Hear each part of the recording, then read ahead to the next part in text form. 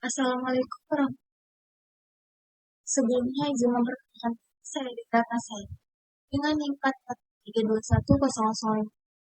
Di sini saya akan mempresentasikan tentang usulan penelitian saya yang aplikasi gelatin kulit dan payus sebagai penstabil pada esok. Di sini ada latar belakangan saya. Saya memilih ikan payus. Nah, ikan payus ini merupakan salah satu ciri khas di daerah Kupang dan memiliki kandungan protein yang cukup tinggi, yaitu sebesar 16,33% sehari. Nah, ikan payus ini biasanya digunakan sebagai produk bontot. Pada produk sendiri hanya menggunakan daging saja dan menghasilkan limbah padatan yang berupa kulit ikan. Nah, kulit ikan sendiri memiliki banyak manfaat, namun di daerah kota biasanya dijadikan sebagai keripik kulit. Nah, selain selain bisa dijadikan kulit, kulit ikan ini mengandung berbagai senyawa seperti gelatin. Ini dapat dimanfaatkan sebagai penstabil pada produk payung. Nah, limbah kulit ikan payung sendiri di daerah Montang itu setiap hari sering meningkat, yaitu sebesar 10 kilogram per hari. Nah, setelah itu selanjutnya ada dessert panakota, yaitu merupakan sebuah produk olahan yang berbahan dasar susu, krim, gula, dan juga gelatin dan DNA 2022. Nah, gelatin sendiri merupakan sebuah produk yang mengandung tinggi protein dan dapat larut dalam air panas. Endang et al. 2000. Nah, gelatin ini banyak ditemukan biasanya pada kulit babi sebesar 5%, kulit sapi sebesar 15%, dan pada unggas serta ikan sebesar 5%, menurut Cahyaningrum et al. 2001. Nah, kulit ikan sendiri itu memiliki senyawa ataupun kandungan gelatin yang dimana gelatin ini akan dijadikan atau akan dimanfaatkan pada produk panakota yang dimana memiliki manfaat sebagai penstabil gel dan juga pembentuk gel.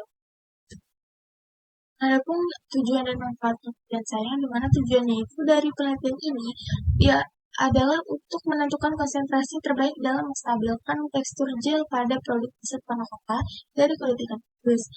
Nah, sedangkan manfaatnya yaitu dalam bidang sosial adalah dapat mengurangi permasalahan kulit ikan payus yang memberikan informasi hasil konsentrasi terbaik gelatin dari kulit ikan payus untuk penstabil pada produk dessert panakota.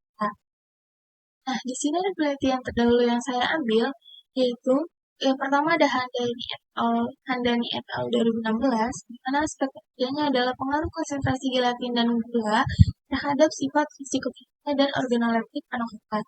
Yang di mana hasil penelitiannya yaitu perlakuan konsentrasi gelatin dan gula yang dapat diterima dan juga disukai oleh penulis adalah panakota dengan perlakuan A1-3 atau yang menggunakan konsentrasi gelatin sebesar 1% dan juga konsentrasi gula sebesar 0,5%. Lalu yang kedua, menurut Haryati et al. 2000, dengan aspek penelitian pemanfaatan kulit ikan payus sebagai bahan baku gelatin dengan CL. Nah, limbah kulit ikan payus ini dapat menghasilkan gelatin terbaik pada perendaman HCl 6%. Nah, karakteristik gel gelatin dengan konsentrasi 6% ini memiliki nilai viskositas sebesar 17,5 cm dan kekuatan gel 282,9, yang dimana hasil ini didapatkan dari memenuhi standar BSN.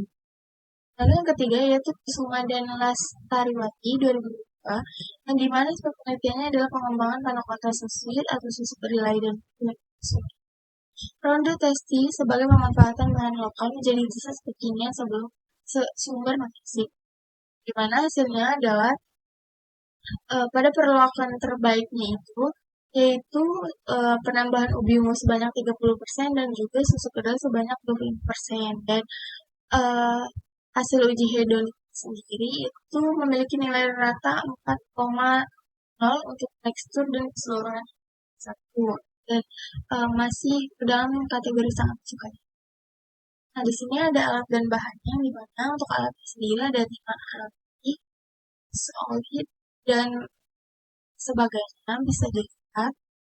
Nah, untuk bahannya sendiri ada 3 macam. Pertama, pada pembuatan gelatin itu menggunakan kulit ikan payus, air, HCl, dan aqueous. Kemudian untuk pembuatan panakota sendiri yaitu membutuhkan gelatin payus, susu pasteurisasi, leudin, dan juga gula. Nah, kemudian untuk bahan yang digunakan pada analisis hedonik yaitu kuesioner untuk uji hedonik. Nah, di sini selanjutnya ada prosedur penelitian. Nah, prosedur penelitian itu ada dua, karena yang pertama adalah pembuatan gelatin kulit ikan payus. Nah, pada pembuatan gelatin kulit ikan payus ini mengacu pada Haryati et al. 2002 yang dimodifikasi pada saat penelitian. Nah, di sini ada diagram alur pembuatan gelatin kulit payus yaitu yang pertama, kulit ikan dicuci dari kotoran daging lalu direndam dengan larutan HCl 6% dengan perbandingan 1:3 selama 14 jam. Kemudian saring dengan keju. Setelah itu diekstraksi dengan aqueous dengan perbandingan 1:2 dengan suhu 80 derajat selama. Kemudian dicuci hingga pH 6-7. Setelah itu dilakukan pengovenan dengan suhu 60 derajat selama 2 hari. Setelah di oven itu dilakukan penghalusan gelatin dan jadi gelatin. Nah, selanjutnya di sini ada pembuatan dessert panna cotta, yang dimana pembuatan dessert panna cotta ini dengan menggunakan gelatin kulit ikan payus yang mengacu pada Handani et al. 2016 yang dimodifikasi. Nah, di sini ada tabel model rancangannya, yang dimana di sini hanya dibedakan pada berat gelatinnya saja karena memang ingin mencari tahu aplikasinya gelatin pada panna cotta ini. Nah, di sini ada diagram alurnya, yaitu yang pertama susu pasteurisasi itu ditambahkan leudin, gula, dan vanila ekstrak. Kemudian dipanaskan hingga suhu 70 derajat Celcius, lalu ditambahkan gelatin dengan masing-masing taraf, yaitu 0%, 0,25%, 0,5%, 0,5%, dan 1%. Kemudian dituang ke dalam gelas ukur. Setelah itu didinginkan pada suhu ruang, kemudian dituang ke dalam cup. Setelah itu didinginkan dalam lemari es dengan suhu kurang lebih 5 derajat selama 1 hari. Dan jadilah dessert. Nah, di sini ada metode analisis yang akan saya lakukan, yaitu yang pertama adalah gel, yang dimana mengacu pada Waluyo et al. 2019. Kemudian yang kedua ada kadar air, yang mengacu pada Awachi 2000.